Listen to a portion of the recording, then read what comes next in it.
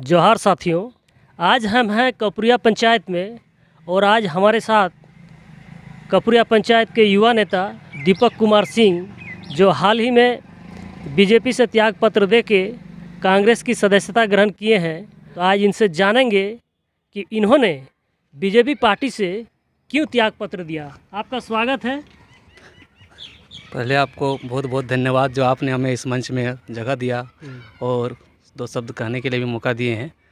क्योंकि देखिए, लोकतंत्र में चौथा स्तंभ होता है कुछ ना कुछ मीडिया वाले ही दिखाते सच क्या होती है। सबसे पहले देखिए, आज जो भाजपा चल रही है वो अटल अडवाणी की भाजपा नहीं रही, यह स्पष्ट जान लीजिए। क्योंकि भारतीय जनता पार्टी में अब कानाफूसी राजनीति हो गई है। युवाओं को मौका अब नहीं मिलने के बराबर हो चुकी है। ठीक है, युवाओं को मंच नहीं मिलता है। 15 सालों से भारतीय जनता पार्टी का झंडा ढो होकर कार्यकर्ता घूम फिर रहे हैं। आप देख रहे होंगे कपुरिया पंचायत में कितने कार्यकर्ता है जो कि आज कहाँ है, किस स्थिति में खड़ा है, इससे कोई छुपा हुआ नहीं है।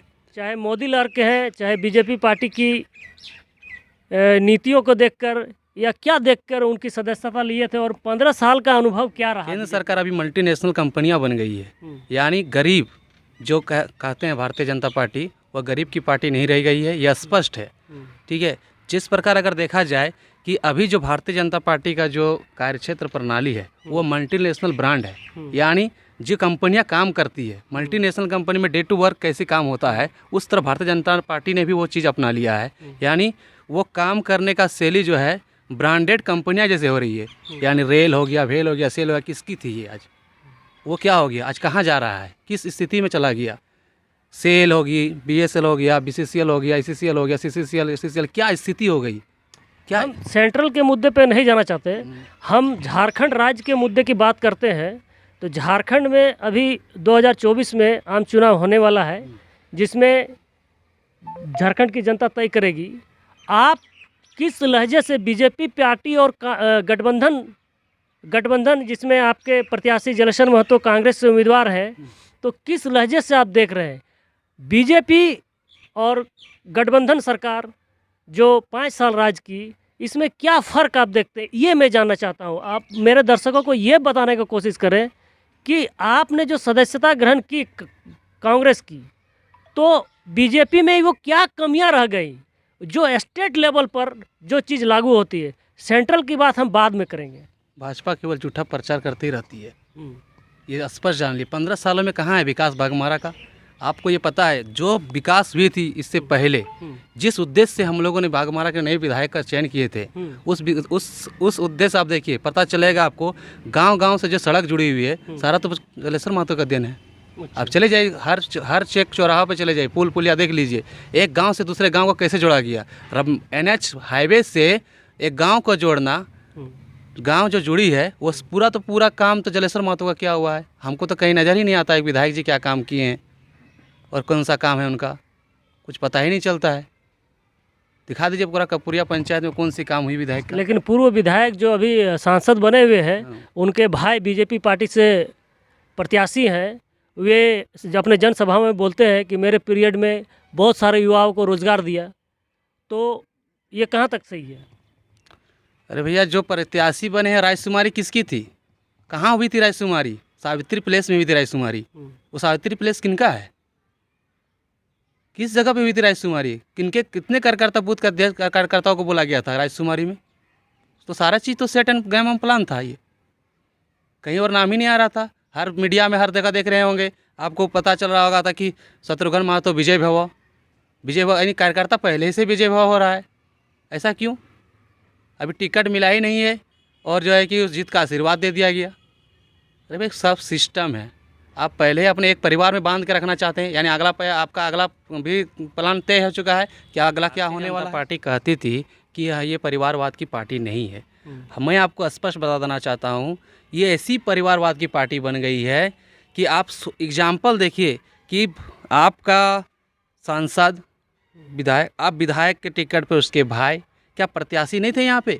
आपके पास इतने अच्छे प्रत्याशी थे, अगर जो सारे समीकरण को मिलाकर दिखा जाता, एक तो आपका खतियानी प्रत्याशी भी मिलता, शेखर सिंह यहाँ के वर्तमान में अभी जिला उपाध्यक्ष भी है, प्लस अध्यक्ष, और वापस हाँ नहीं, आपका पार्टी लेवल की बात कर रहे हैं, और अभी जिला परिषद के अध्यक्ष है आपका सरदार सिंह, आप मैडम को उतार देते ना। क्या कमियां थी मैडम में? एक तो महिला होती, पूर्ण बहुमत आपका मिलता, सारा लोगों का जुनून मिलता उस पर। आपने शेखर सिंह का नाम को आगे नहीं किया, यानी आप परिवार में ही सिमट कराना चाहते थे। यही ना हुआ एग्जाम्पल आपके पास कि ये पूर्णतः परिवारवाद की पार्टी बन चुकी है। जो पूर्व विधायक थे ये घोषणा करते हैं कि हमने बहुत लोगों को रोजगार के साथ जोड़ा है, तो इस बात में आप क्या कहना चाहते हैं? आपका कपुरिया में कितने लोगों को रोज़गार मिला है सर जी? आप तो एग्जाम्पल जान ही सकते हैं, मैं ज़्यादा तो एग्जाम्पल नहीं देना चाहता हूँ। आप देखिएगा, माननीय जलेश्वर महतो जी जब मंत्री थे या फिर विधायक के कार्यकाल में रहे थे, इस आसपास में कितने जोरिया नाला में लोग रोजगार का काम करते थे, यहीं पे होती थी। आज के डेट में 15 साल से हमारे गांव में लगभग आपका देखिएगा तो युवा कम से कम 60 से 70% पलायन की ओर चला गया है। कहाँ काम कर रहे हैं? केरल में। कहाँ काम कर रहा है? पता चलेगा कि इसका घर का लड़का कहाँ है ना, केरल में है, कलकत्ता में है, मुंबई में है, चेन्नई में है। ये तो 15 साल की देन है। कहाँ थे विधायक हमारे? 15 साल में हमारे क्षेत्र के इतने युवा जो आज पलायन कर गए हैं, आज तक ना विधायक ने कुछ बताया, ना भारतीय जनता पार्टी ने इस पर कोई विचार किया। जहाँ तक इसकी भी तो सरकार थी, रघुवर दास की सरकार में 5 साल पूर्णतः सरकार रही और पलायन पर किसी तरह कोई ध्यान नहीं दिया। और कम समय में, एक तो महामारी कोविड में जिस प्रकार ये आपका हेमंत सोरेन जी बाहर निकले, कम समय में को बाहर से लोगों को लाने का, फ्लाइट से लेकर आने का काम किया। और देखिए उसके बाद बहुत ही कम समय मिली, कोविड का कार्यकाल चला गया, बीच में आसान चुनाव हुई। उसके बाद एक अभी जो सरकार ने एक स्कीम लाई है, मैया सम्मान योजना। मैया सम्मान योजना एक ऐसी प्लानिंग है सरकार की कि महिलाओं को कैसे सम्मान मिले, महिलाओं को उत्थान क्या हो, महिलाओं की दिशा, उसका दिशा निर्देश कैसे तय हो, वो उनकी आर्थिक स्थिति कैसे सुधार हो। सावित्रीबाई फुले योजना, युवा लड़की को कैसे उसकी आर्थिक स्थिति मिले। गुरुजी क्रेडिट कार्ड, युवाओं को पढ़ने का योजना की तैयारी कैसी हो। ये सारे चीज़ गठबंधन सरकार की देन है और माननीय मुख्यमंत्री हेमंत सोरेन मुख्यमंत्री जी की देन है। इससे आज महागठबंधन की ओर मेरा आकर्षित हुए और इसी सब से हम और आकर्षित होकर यहाँ इसमें भारतीय जनता पार्टी से त्याग देकर कांग्रेस पार्टी की ओर सदस्यता ग्रहण किए। और हम ये निश्चित दिलाना चाहते हैं कि इस बार जो है कि महागठबंधन की सरकार पूर्णतः बनने जा रही है और यहाँ से वीर जलेश्वर महतो जी फिर से पुनः जीतकर मंत्री पद की ओर जाएंगे। हेमंत सोरेन की सरकार को आप 10 में कितना नंबर देना चाहते हैं? 10 में 10। हर एक युवाओं को पूछ लीजिए, हर एक माताओं को पूछ लीजिए, हर एक बुजुर्गों को पूछिए, पेंशन किसने दिया? किसने दिया पेंशन? हेमंत ने दिया पेंशन।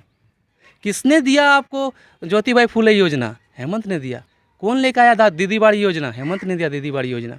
अरे भैया सारा चीज़ तो हेमंत सरकार ने किया है। बताइए भाजपा की कौन सी देन थी? 5 साल रघुवर दास सरकार ने क्या किया? केवल जूठा लॉलीपॉप की सरकार, मल्टीनेशनल ब्रांड की सरकार। 10 में 10 नंबर देना चाहते हैं इस सरकार को। चलिए, तो ये थे हमारे दीपक कुमार सिंह के विचार। फिर अगली कड़ी में मिलते हैं किसी और चेहरे के साथ। जोहार।